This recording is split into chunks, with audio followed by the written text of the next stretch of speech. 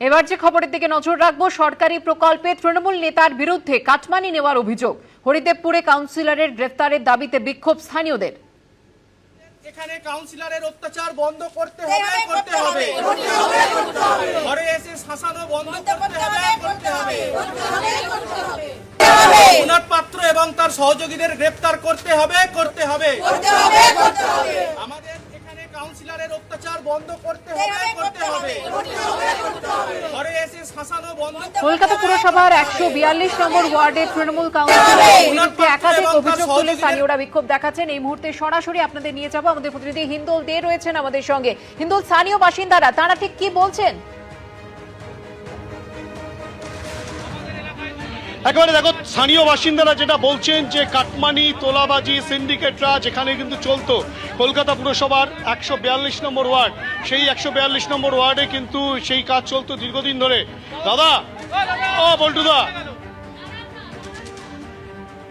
এইখানে একজন ভদ্রলোক, তিনি আচমকাই আসেন। তিনি বলছেন তিনি ওয়ার্ড প্রেসিডেন্টের হয়ে কাজ করতে এসছেন, তিনি বিজেপির, তেমনটাই কিন্তু বলছেন। এবং এলাকার বাসিন্দারা বলছেন যে এখানে দীর্ঘদিন ধরে কাটমানি, তোলাবাজি, সিন্ডিকেট, সেই সিন্ডিকেট, কাটমানি এগুলো চলছে। আপনি কোন দলের থেকে এসেছেন? আমরা কোন দল? আমরা বিজেপি করি। আপনার নাম? পল্টু রড্রিক্স। মানে এখানে আপনারা কি করতে আসলেন? এখানে আসলাম, হঠাৎ করে কেন এরা বিক্ষোভ দেখাচ্ছে সেটা বলছেন। আমাকে দেখে বিক্ষোভ দেখানি, এটা আপনি ভুল বলছেন। এখানে বিক্ষোভ দেখাচ্ছিল, এখানে বিক্ষোভ দেখা জানি না ব্যাপারটা কি হয়েছে। যখন আসলাম তখন শুনলাম এনাদের কাছ থেকে এইসব জিতু আর কি, দিদি বলো, বৌদি বলো নাম মনে, তোমাদের যে টাকা নিচে কারা, জিতু আর কি নাম বলে বৌদি, অত ছাড়া দেখা যায় টাকা নিচে। আপনি কি এই এলাকায় থাকেন? হ্যাঁ অবশ্যই। এই ভদ্রলোক বলছেন বিজেপিতে উনি আছেন, আপনারা কি কেউ চেনেন? উনি কি বিজেপির কর্মী দেখেছেন? না না, আমি ওনাকে কোনোদিনই দেখিনি। আমি 15 বছর এপাড়ায় রয়েছি। আমি এখানে 20 বছর থাকি, ওনাকে 20 বছরে একবারও দেখি। কি মনে করছেন ওনাকে? কাউন্সিলরের আমি ওনাকে চিনিও না, দেখিও না, জানিও না। না না, মানে কিছুদিন হয়েছে হচ্ছে বিজেপি এসছে, ঠিক আছে, ওনাকে আমরা কি করে দেখবো? উনি বিজেপিতে যদি থাকেন, উনিও আমাদের মতন ভয়। এখানে এসে এই যে ভদ্রলোক, আপনাদের মূল অভিযোগটা কি ছিল? আমাদের মূল অভিযোগ ছিল যে এখানে যে কাটমানি নেওয়া হয়েছে এলাকাবাসীর থেকে, রাস্তার নামে, জলের নামে, এর নামে, সেই টাকাগুলো ফেরতের দাবিতে আমরা করছিলাম, আন্দোলন করছিলাম। সেটাই আমাদের দাবি ছিল। এবং তাদের যারা এতে অভিযুক্ত তাদের বিরুদ্ধে প্রপার ব্যবস্থা নিতে হবে এবং তাদেরকে গ্রেপ্তার করতে হবে এবং টাকাগুলো ফেরত দিতে হবে। মানে ফেরতের দাবি, এটা মূলত কাউন্সিলর রঘুনাথ পাত্রের বিরুদ্ধে আমাদের অভিযোগ, সমস্ত এলাকাবাসীর অভিযোগ।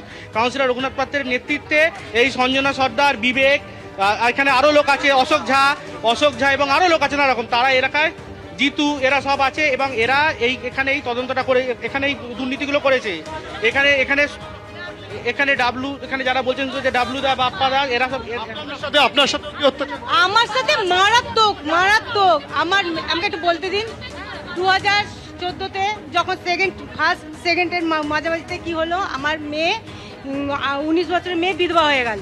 2 বছর কি ভয় দেখানো হয়েছিল? বাড়ি মারাত্মক শুধু ভয় বা ভাঙচুর, সেই ঘটনা ঘটেছে। আপনার মূল অভিযোগটা কি রয়েছে? আমার মূল অভিযোগ ওই আমাকে পরশু দিনকে রঘুনাথ পাত্র ঠেট দিয়ে ওইসব ঘর পাইয়ে দেওয়ার নাম করে দলিলের কাগজপত্র সব নিয়েছে। ঘর ছিল আগে নিয়েছিল, আমাকে দেয়নি। উপরান্ত 20,000 টাকাও নিয়েছে, বললো দিলে আমরা ঘর তোমাকে দেবো। সে টাকাও ফেরত দেয়নি। আর আমাদের কোনো কিচ্ছুতে কাজে লাগেনি রঘুনাথ পাত্র। হ্যাঁ, এই রাস্তা দিয়ে বাজার করতে যাব, এই সঞ্জনা মহিলা ছেলে লুইয়ে দেবে। আতঙ্কের মধ্যে রয়েছে। হ্যাঁ দাদা, একদম আমরা আতঙ্কের মধ্যে থাকি।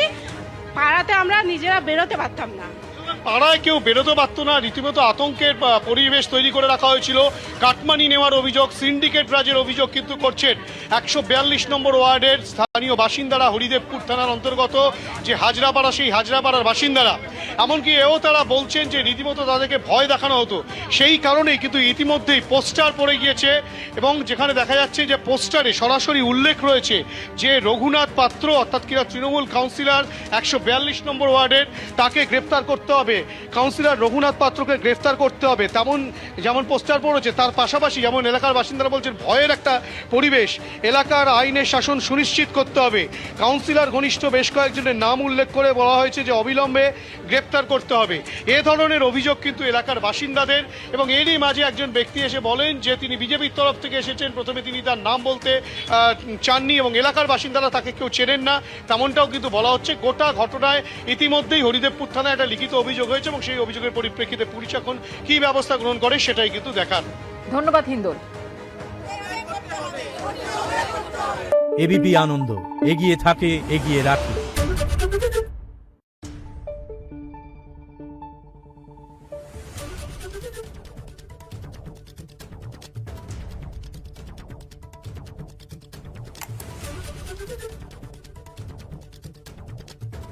Thank you.